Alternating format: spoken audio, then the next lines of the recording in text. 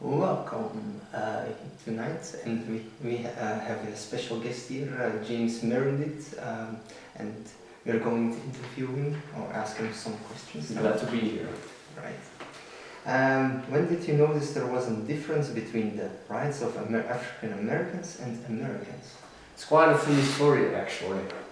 I came with my brother from Chicago on a train on a small stop. We encountered some white man who wanted to take my seat and ordered me to stand up and go to the crowded black train. And I didn't really know what to say. I just stood up and I went to the train car, but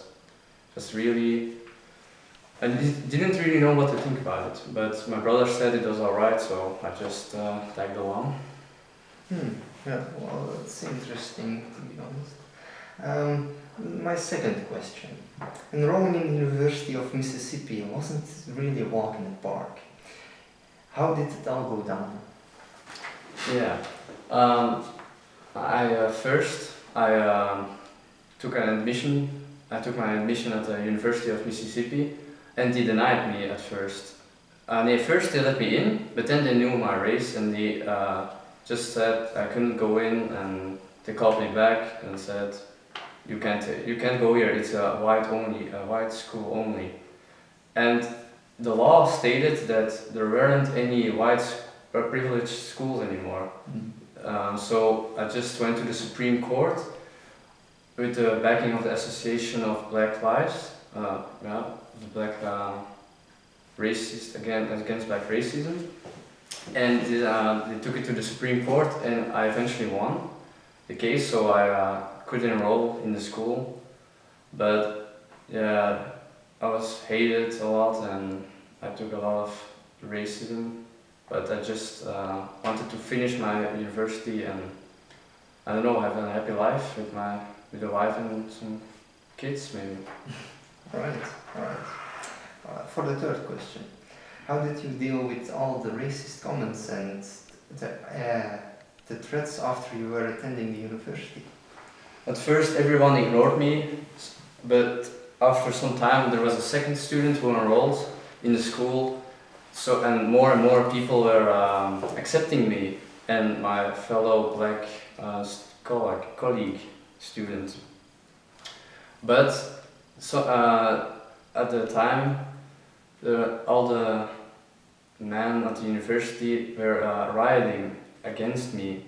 And John F. Kennedy, the president at the time, sent 500 Marines to support us, to support me and my friends, and so there really couldn't be any danger against us or against the protesters.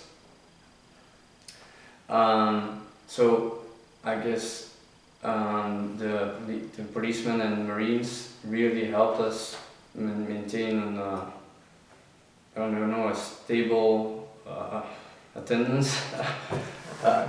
Yeah. Alright, and maybe some people have already heard, but about your march against fear, you call it? Yes.